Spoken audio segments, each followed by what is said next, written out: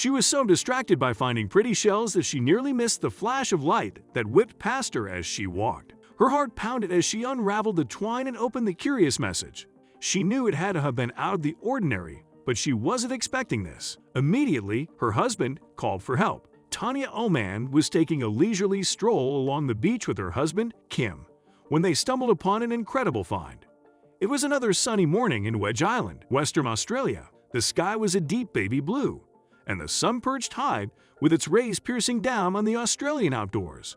Tanya opened the curtains around the house and made some breakfast while her husband followed hot on her trail. He made them both coffee as she cooked. It was a morning ritual that became muscle memory. She didn't even have to ask him what he wanted anymore. After all, being married for 25 years will do that to you. They ate as they read the newspaper and checked emails. Working as photographers meant that they never really had a day off. They loved what they did, but working as freelancers meant that they always had to be ready to work whenever the opportunity arose. But today, nothing was lined up, so Tanya had planned for them to spend a relaxing day at the beach. But it would be anything but relaxing. As Tanya walked along the beautiful white sand beach, she kept her eyes cast to the sand, looking up and around every now and then. She had a habit of looking for beautiful shells or interesting stones or objects. She was so distracted with her search for shells that she nearly missed the flash of light to the left of where she was standing. Curious, she walked over and found a dark bottle propped up on the sand. Tanya could tell straight away that it looked old. She picked it up and dusted the sand off. It had no cork or cap. She looked closer and immediately called her husband, who was walking up behind her. He dug his heels into the sand at the sound of her alarmed voice. Tanya showed him the mysterious old gin bottle she held in her hands. "They don't make bottles like that anymore?" Kim commented. "What's that?" he asked. Tanya turned the bottle over and saw something that looked like a note inside the bottle. She turned the bottle upside down and started to shake the sand out. Now, there was no going back. Tanya watched in amazement as a small rolled-up note tied with a piece of twine fell out. Her heart pounded as she picked up the curious paper. Carefully, she untied the twine and began to read. Her eyes ran over the faded ink in shock. Kim's eyes popped. I think I should call the authorities," he stuttered. Kim grabbed his phone and called for help as Tanya stared. There was no way this was fake. Her breath quickened as she realized she had just discovered something monumental. It was obvious from the water damage that this message had been floating out at sea for quite some time. But what did it say? As Tanya and Kim waited for authorities to arrive, they couldn't keep themselves from reading over the message again, as well as the bold questions it was asking from them. Astonishingly, it was dated 1886 and spoke directly to whoever would eventually find it.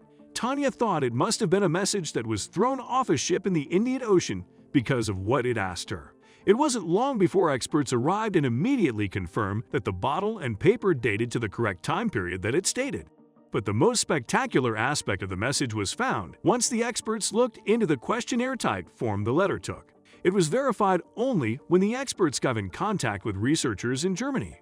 The message was part of an experiment conducted by the Germans in 1886 to dictate what way the currents in the ocean moved. They threw thousands of these bottles overboard at the time and asked whoever found them, no matter where in the world, to fill out the form of who they are and where they are and send it back to the research center in Germany. Incredibly, an archival search in Germany found Paula's original meteorological journal, and there was an entry for June 12, 1886 made by the captain, recording a drift bottle having been thrown overboard. The date and the coordinates correspond exactly with those on the bottle message, said Ross Anderson, a maritime archaeology curator at the Western Australia Museum. A handwriting comparison of the bottle message signed by the captain and Paula's meteorological journal shows the handwriting is identical in terms of cursive style, slant, font, spacing, stroke emphasis, capitalization, and numbering style. Comparison of the original message slips that had been returned for the year 1886 also confirms the type of message, wording, and print layout is identical to the one discovered at Wedge Island in January. Of the thousands of bottles jettisoned from German ships as part of the experiment, Tanya miraculously found this bottle, which surprisingly is only the 663rd discovery out of thousands that were thrown into the sea. Their bottle is also the oldest to date, which was why the Ullmans generously loaned their bottle to the Western Australian Museum for display.